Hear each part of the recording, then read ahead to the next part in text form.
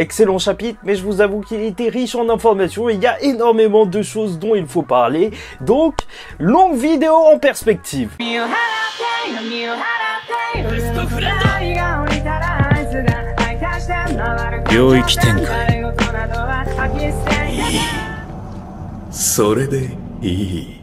Mesdames et messieurs, ici Chage et on se retrouve aujourd'hui pour la review du chapitre 167 de Jujutsu Kaisen. D'ailleurs, n'hésitez pas à vous abonner parce que comme vous avez vu, l'ancienne chaîne a été supprimée. Je parle déjà d'ancienne, enfin elle va être supprimée. C'est pour ça que voilà, c'est la nouvelle chaîne. En plus, on n'est pas beaucoup sur Jujutsu Kaisen, donc venez, allez-y, on se met bien ici. Bon, je vais commencer directement sur le chapitre, sur la partie Higuruma et Yuji, parce que ce chapitre est en vrai hyper riche en informations. Déjà, on les retrouve assis, comme ce qui s'était passé lors du dernier chapitre, donc ils sont en train de se parler pour l'échange justement de points, et donc Higuruma il va mettre en place cette règle et il le dit en fait, et j'ai beaucoup apprécié le fait qu'ils disent évidemment les points seront comptabilisés comme les points susmentionnés dans la règle 8. Franchement quel boss, c'est ça que j'attendais d'un avocat, qu'il précise un petit peu le jeu des règles, parce que quand même c'est un petit peu son taf de jouer avec la loi, donc ça j'ai trouvé ça franchement cool. Bon, il va donner un point à Itadori et donc en garder que justement ils tiennent jusqu'à la fin du jeu. Et déjà c'est très intéressant l'échange de points, parce que même si on pourrait se dire que c'est juste ok, c'est juste un échange de points,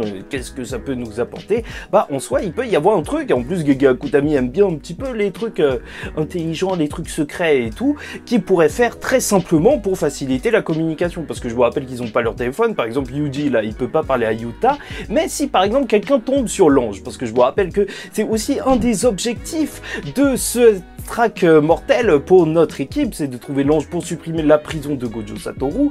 Et donc comment il pourrait prévenir les autres? Bah tout simplement en leur donnant des points, tu vois. Ça ce serait un système qui pourrait marcher, surtout qu'en vrai même pas besoin de morse avec le japonais. Je pense qu'il y a vraiment des moyens, genre vu que les numéros c'est Ichi ni, alors peut-être que tu peux faire un mot ni Ichi Nichi et après il dit ah ça y est on sort. Enfin bref, ça c'est juste une petite idée, et Higuruma il le dit, en fait il veut se rendre pour les meurtres qu'il a commis, même si en fait c'était en découvrant sa capacité avant d'arriver à Tokyo, en tuant le juge lors du procès. Et Yuji lui demande de l'aide, de venir dans l'équipe, mais lui il veut pas parce qu'il se sentirait mal à côté de Yuji. Je pense que ça lui rappellerait trop sa culpabilité, surtout que Yuji c'est un mec qui pue la culpabilité. Il se trouve que justement l'enchaînement des pages il représente exactement très bien ça, avec le Higuruma qui quitte la pièce et au final Yuji seul, mais quand tu vois son visage tu sais que on a vécu un grand moment certes durant ce combat, mais ça a marqué Yuji, parce que toute cette histoire de culpabilité, la faire ressortir, bah c'est quand même quelque chose. Même si Higuruma part pour l'instant, j'espère vraiment qu'on le reverra, parce que ça a été un personnage incroyable durant son introduction.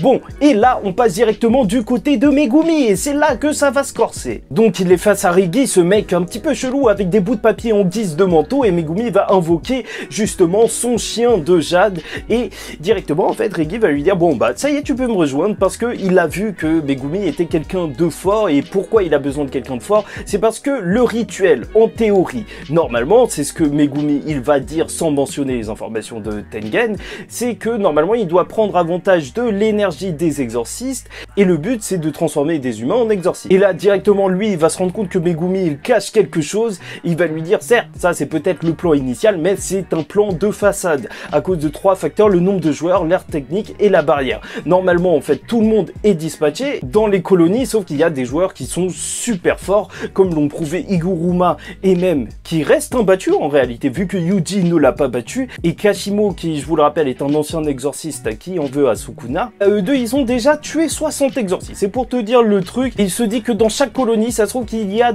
à chaque fois une personne aussi forte que ça. Et donc au final, il n'y a que les plus forts qui resteront. Et au bout d'un moment, c'est sûr que le jeu va bloquer, parce que déjà tuer les faibles c'est facile.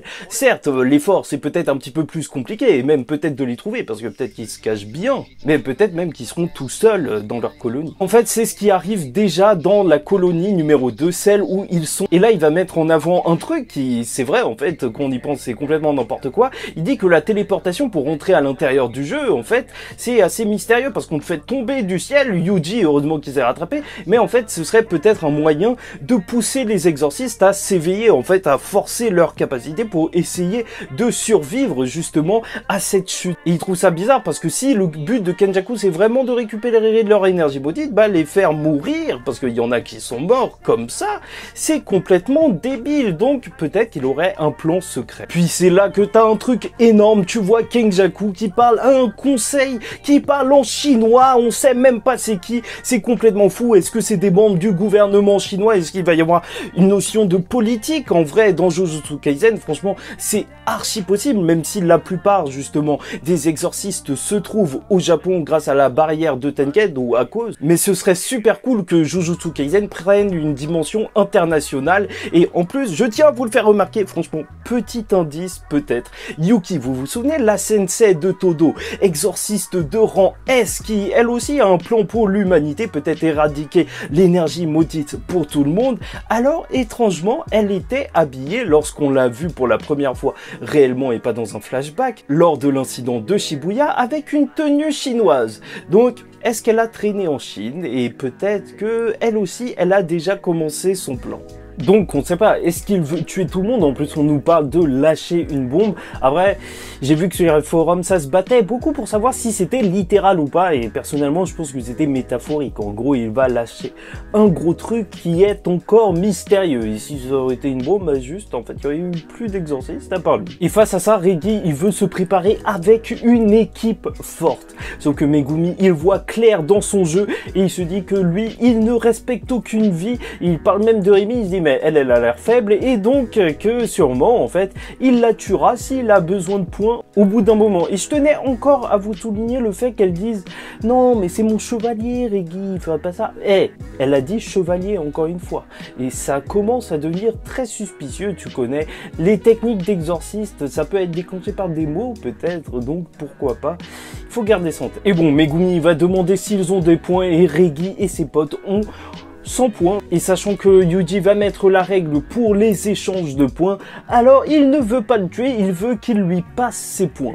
Parce que c'est un truc que j'avais pas saisi, mais en fait apparemment si tu tues quelqu'un tu récupères pas ses points, mais tu prends juste les points pour l'avoir tué. Et c'est pour ça que ce serait, c'est vrai, du gâchis. Et quand même ça montre que Megumi il a entièrement confiance en ses camarades, hein. Il se dit vraiment que la règle elle va bientôt arriver, t'inquiète pas, c'est Yamega là. Oui bien sûr Reggie va pas accepter, les négociations sont nulles et il y a un mec qui commence et il arrive derrière Megumi pour l'attaquer. Si vous vous souvenez bien du flashback de Gojo, quand Geto se battait contre un vieux dans un couloir, il lui avait dit que la faiblesse des utilisateurs de fléau ou de Shikigami, c'était justement leur propre corps. Et c'est vrai que c'est pas bête du tout, donc d'avoir attaqué Megumi directement, mais il est à un haut niveau et donc même physiquement, il est là, il sait se protéger, il est rentré dans l'ombre et il a carrément lancé le mec par la fenêtre et envoyé nuer le hibou pour le lancer jusqu'au sol. Il dit à Rémi de ne plus jamais se montrer devant lui et c'est déjà fort en fait de voir que en fait il n'est pas vraiment prêt à tuer quelqu'un